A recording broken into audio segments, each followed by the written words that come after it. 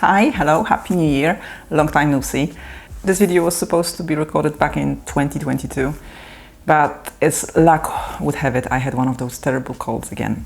I know this sounds like such a lame excuse, but I was coughing so much that it wasn't possible to record anything. So my investing summary for the year 2022 is happening today in 2023.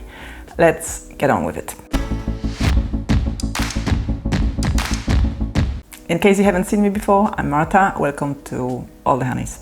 I don't believe in publicly announcing goals. This is because every time I talk, let's say, to my friends about what I'm planning to do, it's like a switch, and my motivation and discipline are immediately turned off afterwards. I thought I was a unique snowflake, but then watched this 2-minute talk by Derek Sivers. Now, if you sign up to my newsletter, you possibly remember that Derek is one of my favorite people on the internet. And so it turns out that many studies show that talking about our goals make them less likely to happen. It's called a social reality. We feel this immediate satisfaction, plus our mind mistakes talking for doing. As soon as I learned about this, I seriously reduced talking about my goals. By the way, if you want to sign up to my newsletter, you can do it on my website, and I link to it in the description of this video. Okay, why am I talking about this? Partly because it's January and social media gets flooded with goals for the year ahead, and partly to explain why I prefer reflecting back on a year that's just passed instead. If you watched at least one of my Vanguard portfolio updates, you know that I kept repeating back in 2022 that my plan was to invest at least £1,000 per month.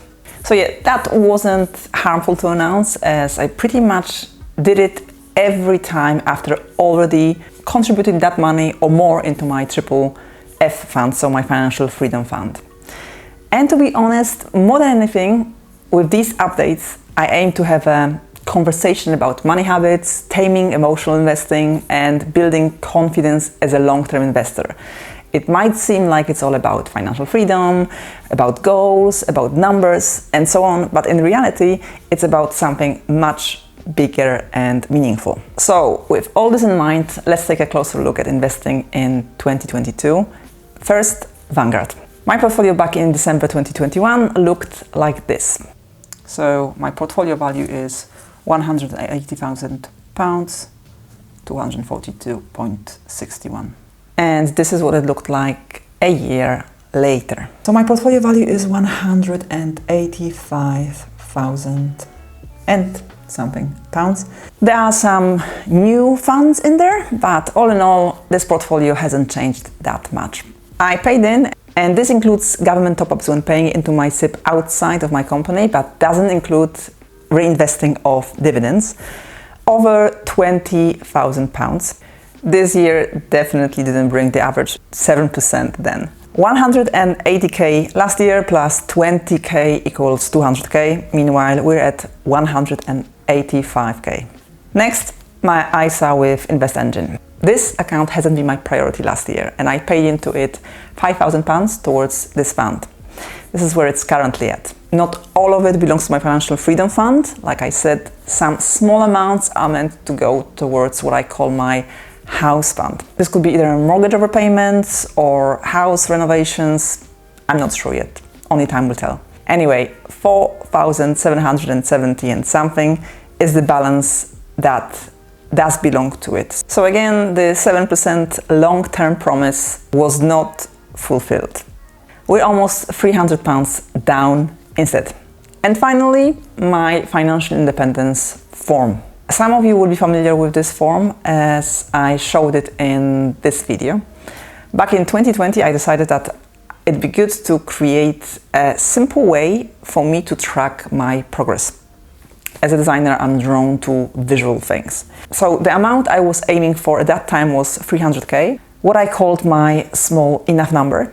And I assumed a yearly interest of 7%, of course.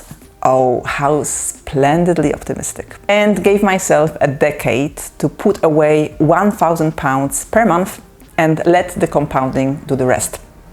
So my starting point was 70k in savings, which I invested immediately. And here's the quick calculation behind my idea. Since then, like I mentioned in more detail in this video, my circumstances have changed, and subsequently my enough number changed as well. And I achieved financial freedom. But I kept using this form. I haven't shown it to you since July 21, and now we're talking about 2022. So delays is a theme running throughout today's video. Okay, let's see this form now. Okay, here's the last time you saw it, and these are the payments I have made since. I know some rows look pretty messy, but this is because they include my pension and my ISA and then the tax relief. And when you want to keep one row for £1,000 and record the dates on top of all that, you just run out of space. There's still one row that has a bit missing to reach that 1k, but since last June I've been meaning to top up with these £462 and still haven't done it. So maybe this month. We're in January 23 and contribution-wise I'm in June 2029, so I'm 6.5 years ahead of my schedule. I'm also 13, and that messy half I mentioned a second ago, thousands away from reaching my goal. If I manage to contribute that amount this year, it will mean I will fill out this form in 3.5 instead of 10 years. Okay, that is crazy. Of course, compounding needs time, and simply doing my part more quickly, so investing more quickly, won't be enough to speed it up. But I'm still quite amazed at how quickly this has happened. All in all, I contributed over £25,000 in 2022. Now, you see this star here, that's when 2022 started on my form. I didn't have any new ISA back then, so my financial freedom fund was solely in Vanguard funds. It was worth more or less 180k, like I said before, and so with these 25k, my portfolio should be worth at least 205k in December. Well, it's worth more or less 190k, so that is that. And that is it, guys. This is my delayed investing summary for 2022. I've already added to the pot this year as the journey continues.